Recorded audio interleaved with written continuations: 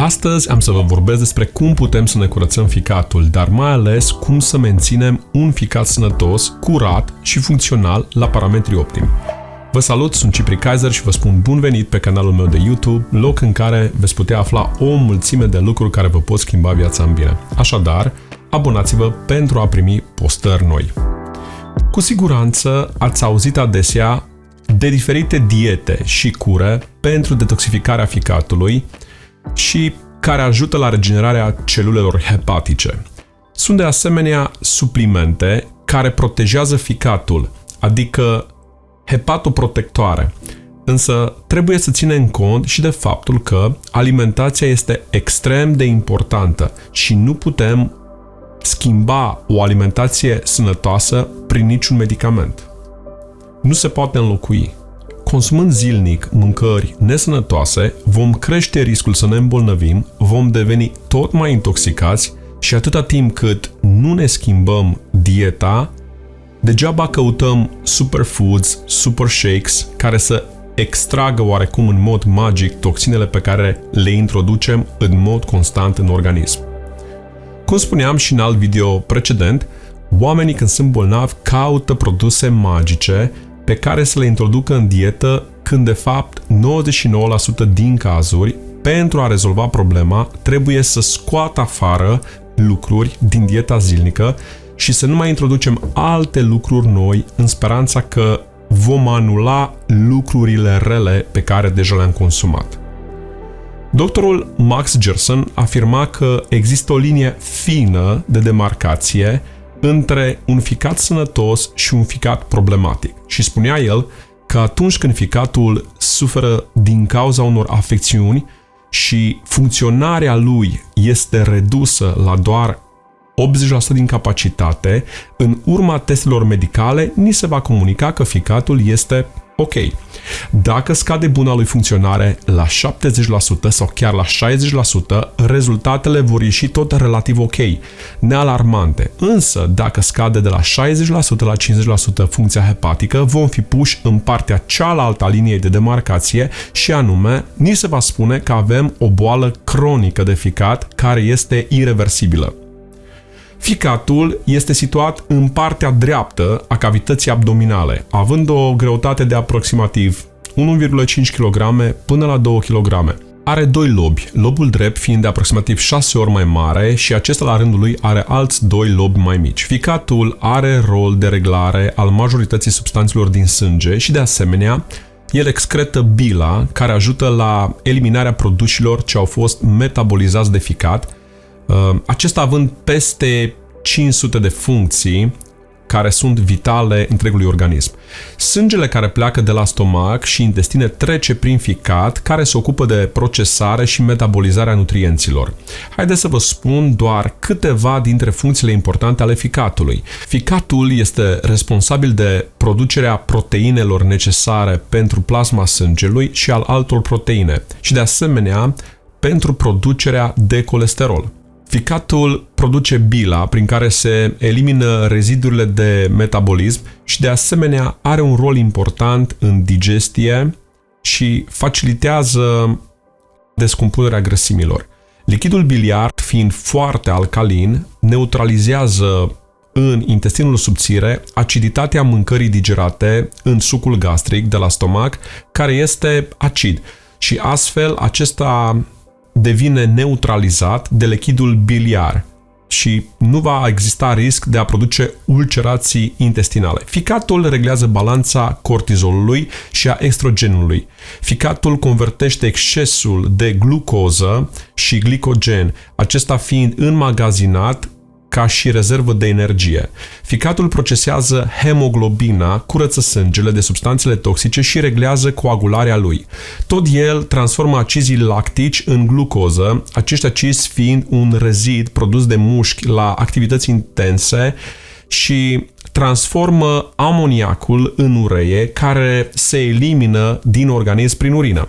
De asemenea, ficatul curăță bilirubina provenită de la globulele roșii. Când ficatul nu mai funcționează bine și nu mai elimină bilirubina, pielea omului și ochii devin galbeni. Acum că am învățat câteva lucruri despre ficat, haideți să vedem cum putem ajuta ficatul să funcționeze mai bine și ca atare noi să fim mai sănătoși. De multe ori problemele de ficat nu sunt identificate în faza incipientă, ci adesea abia când acestea au avansat și ajungem să avem stări de oboseală, greață, dureri de cap, dureri abdominale, dureri de umeri. Trebuie avut grijă, în primul rând, să nu avem un ficat gras, pentru că acesta ulterior poate să ducă la ciroză, care afectează toate funcțiile ficatului pe care le-am amintit mai sus. Ficatul gras duce ulterior la ciroză, care mai apoi poate duce la încetarea funcționării lui și la deces. Un ficat bolnav nu va mai produce suficientă bilă și lucrul acesta va reduce capacitatea de a elimina produsii toxici din sânge și totodată la scăderea absorției vitaminelor A, D, E și K și a acizilor grași de tip omega-3. În trecut, ni se spunea că dacă vrem să nu ajungem să avem un ficat gras, ar trebui să avem grijă la consumul de alcool. Însă în ultimii ani s-a descoperit că nu doar excesul de alcool, dar și fructoza poate fi cauza bolii ficatului gras. Fructoza fiind de 10 ori mai predispusă să cauzeze ficat gras decât alte tipuri de zahăr. În episodul trecut v-am vorbit despre mierea de albine naturală și beneficiile ei. Ei bine, mierea de albine conține cam 25% fructoză, în timp ce zahărul are cantitate de fructoză dublă, adică 50%. Dacă majoritatea cazurilor de boală a ficatului gras sunt cauzate de consumul de alcool, avem aproximativ 25% care suferă exact de aceeași boală de ficat și aceștia nu sunt consumatori de alcool, problema lor fiind cauzată de excesul de zahăr.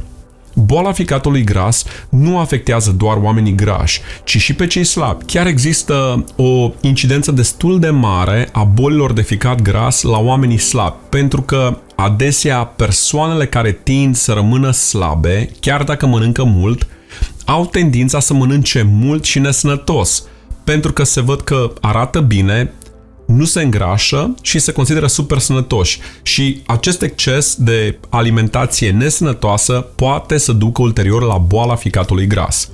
Dacă aveți grăsime viscerală în exces, cel mai probabil că deja aveți un ficat gras, însă un test ecodoppler vă poate confirma sau infirma acest lucru. Pentru a menține un ficat sănătos, în primul rând ar trebui să ne asigurăm că nu avem un ficat gras. Atunci când acumulăm grăsime pe ficat, aceasta cauzează inflamația ficatului. Când ficatul ajunge superinflamat, apare steatohepatita non-alcoolică, care produce leziuni hepatice similare cu hepatita cauzată de excesul de alcool. Hepatita nu înseamnă altceva decât inflamația ficatului. Hepato înseamnă ficat, iar titis înseamnă inflamație. Aceasta se mai numește și steatonecroză și apare în general la persoanele cu vârsta între 40 și 60 de ani, majoritar la femeile supraponderale sau cu diabet zaharat. Dacă această grăsime la ficat este menținută pe termen lung și procesul inflamator continuă, această steatohepatită poate să ducă la cicatrizarea ficatului, lucru care va facilita apariția cirozei la ficat. Sunt unii ce spun că pentru a menține un ficat sănătos trebuie să reducem sarea și carnea roșie, lucru care este eronat sau cel puțin eronat în parte. Sarea e bine să fie redusă din diferite alte motive și mai ales dacă cineva are boli cronice, boli de rinichi și nefronii nu mai au capacitatea de a filtra sodiul, atunci vom ajunge să avem prea mult sodiu în sânge și acesta ar putea să cauzeze probleme de ficat, dar altfel, pentru ficat, în mod direct, sarea nu ar fi atât de problematică atâta timp cât avem rinichii sănătoși. Alții ne spun să evităm prăjelile, însă și aici, dacă o să facem puțin un studiu, vom vedea că este extrem de important mediul în care prăjim, mai bine zis, în ce prăjim mâncarea.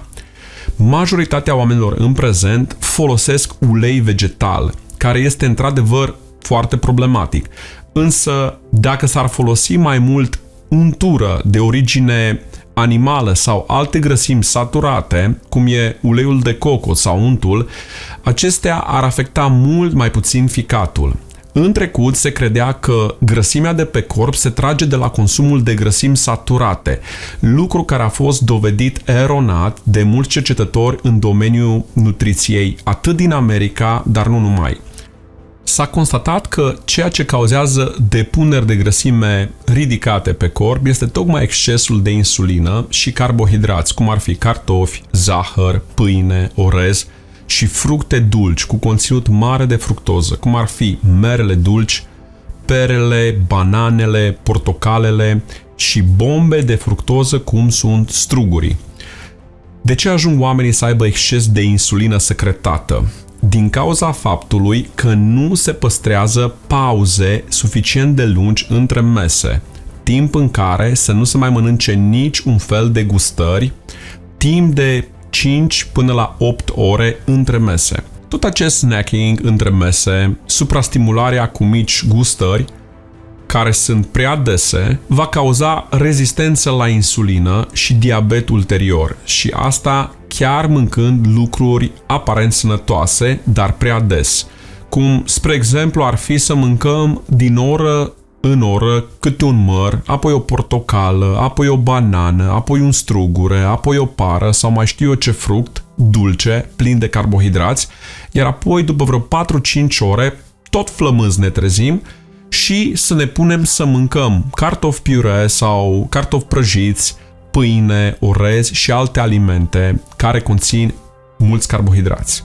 Ar fi mult mai benefic să mâncăm toate fructele deodată și să facem 5 ore sau 8 ore de pauză până la următoarea masă, în loc să mâncăm din oră în oră ceva gustări pline de carbohidrați care vor stimula secreția de insulină, nu vor mai da pauză sistemului digestiv, dar mai ales ficatului și pancreasului. Excesul de mâncare bogată în carbohidrați, împreună cu snacking între mese și excesul de insulină, vor cauza apariția și depozitarea unei mari cantități de grăsime pe corp și pe ficat. Deci, haideți să recapitulăm ce e rău pentru ficat. În primul rând, alcoolul, apoi zahărul, fructoza, carbohidrații care pot proveni din fructe sănătoase, cum ar fi mere, portocale, ananas, banane, dar și din mâncări bogate în carbohidrați. De asemenea, mesele bogate în amidon, gen orez alb sau brun, făină albă sau neagră, pentru că acestea au un conținut mare de glucoză, starch. Insulina, de asemenea, este problematică pentru ficat și toxinele care pot fi curățate doar de ficat și care pot supra-solicita funcția hepatică. De asemenea, mâncările prăjite în ulei vegetal, pâinea, fie că este albă sau neagră, așa numita whole grain bread, este la fel de nocivă ca și consumul de zahăr. Trebuie evitat atât pâinea, cât și produsele făcute din făină, pentru că sunt glucoză pură și de asemenea sunt super inflamatoare. De asemenea, fulgii de ovăz, oatmeal, sunt prezentați ca un aliment benefic, dar sunt puțin mai buni decât pâinea, însă nu o mâncare excelentă, pentru că oatmeal conține extrem de mult amidon, starch. Să nu mai amintim că majoritatea magazinelor vând fulgi de ovăz prefierți și uscați.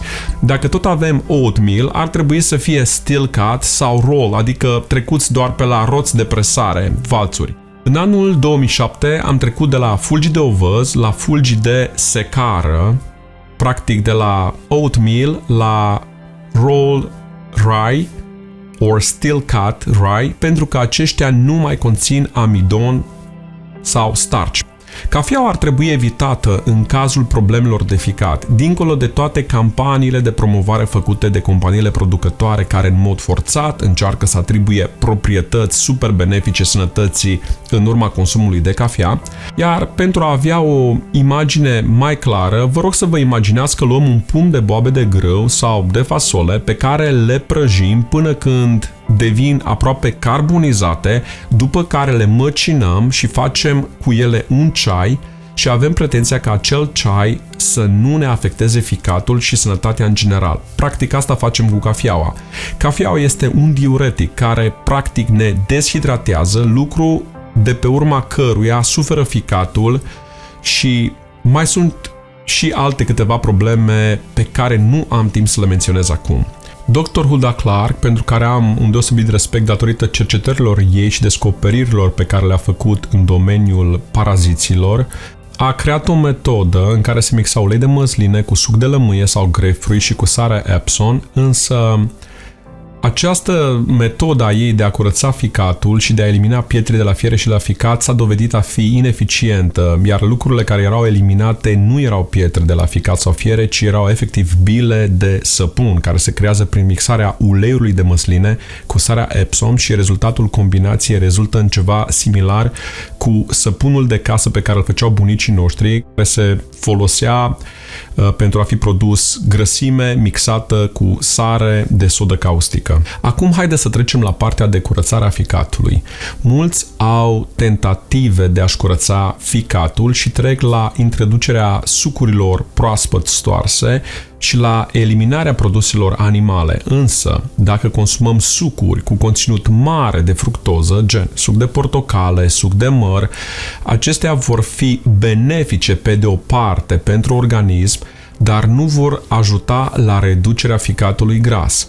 Mare atenție vă rog că acum nu mă refer la tratamente cu sucuri naturale împotriva altor boli, cum ar fi cancerul și așa mai departe, unde ideal este să eliminăm proteinele animale, ci mă refer la boala ficatului gras, care este atât de des întâlnită și la aceasta carbohidrații și zaharurile trebuiesc eliminate și de asemenea introduse elemente ca metionină, care e în alimente pe cum ar fi peștele, puiul, vita, nucile, ouăle și colina pe care o absorbim din alimente precum ar fi gălbenuși de ou, ficat, brocoli, unt sau se poate lua ca supliment de colină sau fosfatidilcolină și am să atașez în descripția la video link-uri pentru astfel de suplimente. Vă reamintesc că nu fac reclame la anumite produse și de asemenea nu le vând eu, ci sunt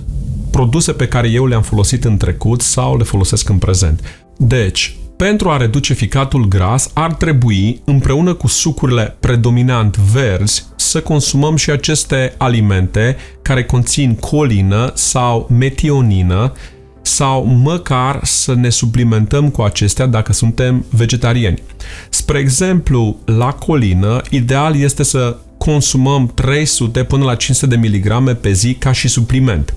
Unii iau 2500 până la 3000 de miligrame de colină pe zi, în special persoanele cu probleme de fiere. Însă 300 până la 500 de miligrame pe zi pentru majoritatea este suficient și asta o spun studiile medicale. De asemenea, milk thistle s-a dovedit a fi de bun ajutor pentru ficat, iar mai jos, în descripție, veți găsi link cu astfel de suplimente bune pentru ficat. Ideal pentru ficat ar fi să consumăm alimente cu conținut redus de carbohidrați și să adăugăm multe vegetale în diete.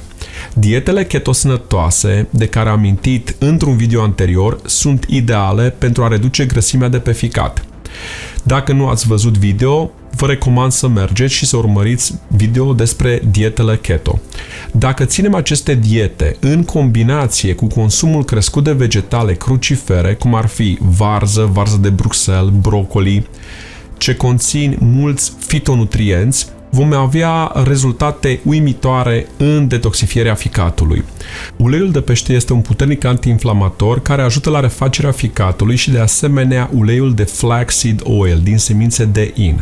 Am observat adesea la persoanele care au încercat să facă liver detox, adică curățarea ficatului pe termen lung, folosind doar sucuri și reducând la zero consumul de grăsimi, au ajuns să aibă secreția de lichid biliar tot mai scăzută și lichidul biliar a devenit tot mai viscos și ulterior Au fost cazuri când s-a transformat în pietre la vizica biliară, pietre la fiere, cum se spune popular, deoarece grăsimile saturate sunt cele care stimulează producția de bilă și în absența lor, fierea nu se mai contractă pentru a se goli de lichidul biliar și acesta devine viscos în prima parte și după un număr de zile în care continuăm o astfel de dietă, există riscul să se formeze pietre la colecist, pietre la fiere.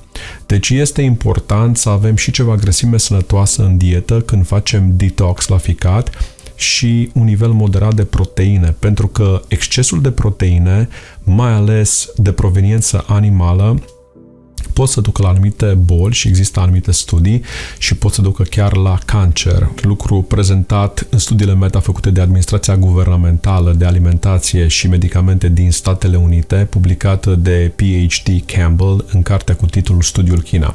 Alte două suplimente care ajută la refacerea ficatului ar fi liver extract, adică extras de ficat, preferabil ar fi să fie de origine bovină și nu porcină și am să adaug link în descripție la acest video cu astfel de suplimente ca să aveți idee despre ce vorbesc și voi puteți să vă cumpărați și să comparați cu altele și să luați ceva similar de unde preferați. Coffee enema. Clisma cu cafea ajută la drenarea rapidă a lichidului biliar. Cine are probleme cu fierea poate să încerce clisma cu cafea. Atenție, este important să se folosească cafea organică și se vor folosi 3 linguri de cafea la 1 litru de apă. În niciun caz nu se facă cafea concentrată. Se va lăsa să se răcească, se va filtra și apoi va trebui să ne asigurăm că are temperatura corpului, aproximativ 36 de grade Celsius. Pe internet se pot cumpăra enema bag și tot pe YouTube puteți să găsiți cum este cel mai bine să faceți această procedură. Am să atașez un link cu enema bags la descripția acestui video. Se poate face clismă cu cafea și la centre spa, însă la noi în Chicago costă aproximativ 150 până la $250 o clismă cu cafea pe procedură, iar persoanele care trec printr-o criză de fiere necesită 2-3 clisme pe zi, măcar 2 zile, așa că la domiciliu ar fi cel mai recomandat.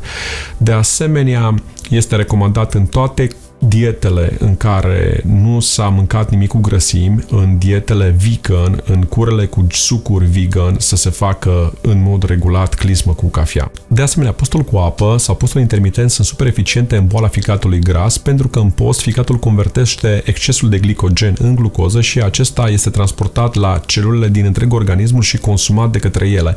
Și despre postul cu apă și postul intermitent am mai vorbit în videoile precedente pe care puteți să le revedeți. Astfel, excesul de grăsimi din corp vor fi consumate atunci când postim și asta include grăsimea de pe ficat. Sper că toate aceste informații și linkurile de mai jos să vă fie de folos și cu acestea fiind spuse, vă mulțumesc pentru timpul oferit, vă salut și vă spun pe curând!